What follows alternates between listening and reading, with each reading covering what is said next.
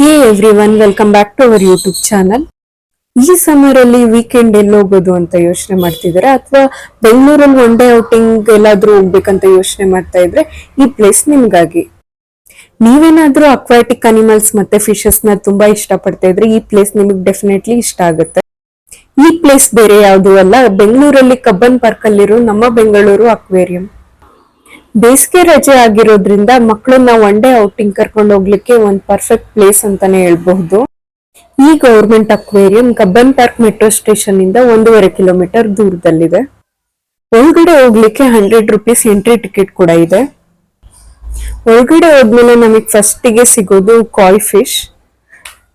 ಚಿಕ್ಕದಾಗಿ ಒಂದು fish pond ನ ಮಾಡ್ಬಿಟ್ಟು ಅಲ್ಲಿ ಕಾಯ್ ಫಿಶಸ್ ನ ಬಿಟ್ಟಿದ್ದಾರೆ. ತುಂಬಾ ಸುಂದರವಾಗಿತ್ತು, ನೀವು ಇಲ್ಲಿ ನೋಡ್ತಾ ಇದ್ದೀರಾ.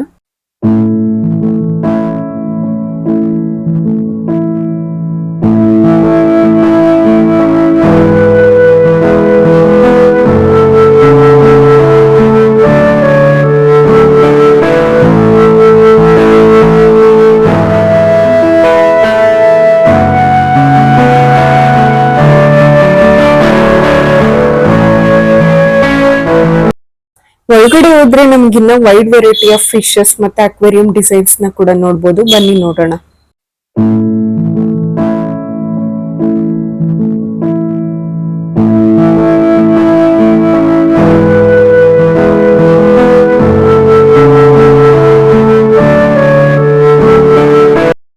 ಒಳಗಡೆ ಒಂದು ಚಿಕ್ಕದಾದ ಕೆಫೆ ಕೂಡ ಇದೆ.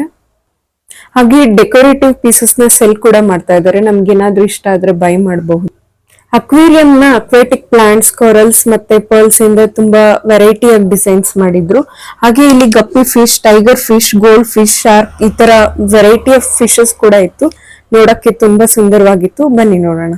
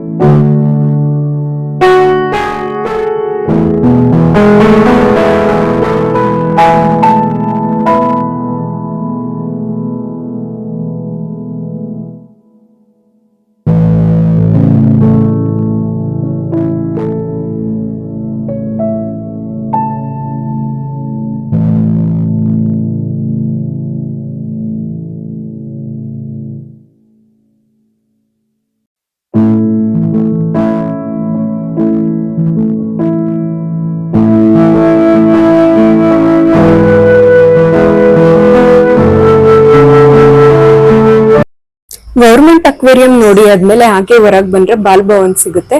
ಇಲ್ಲಿ ಬೋಟಿಂಗ್, ಚಿಲ್ಡ್ರನ್ಸ್ ಪಾರ್ಕ್ ಮತ್ತೆ ಟಾಯ್ ಟ್ರೈನ್ ಕೂಡ ಇದೆ. ಇಲ್ಲಿ ಕೂಡ ಎಂಟ್ರಿ ಫೀಸ್ ಇದೆ. ಅಡಲ್ಟ್ಸ್ ಗೆ 30 ರುಪೀಸ್ ಮತ್ತೆ ಚಿಲ್ಡ್ರನ್ಸ್ ಗೆ 10 ರುಪೀಸ್ ಇದೆ.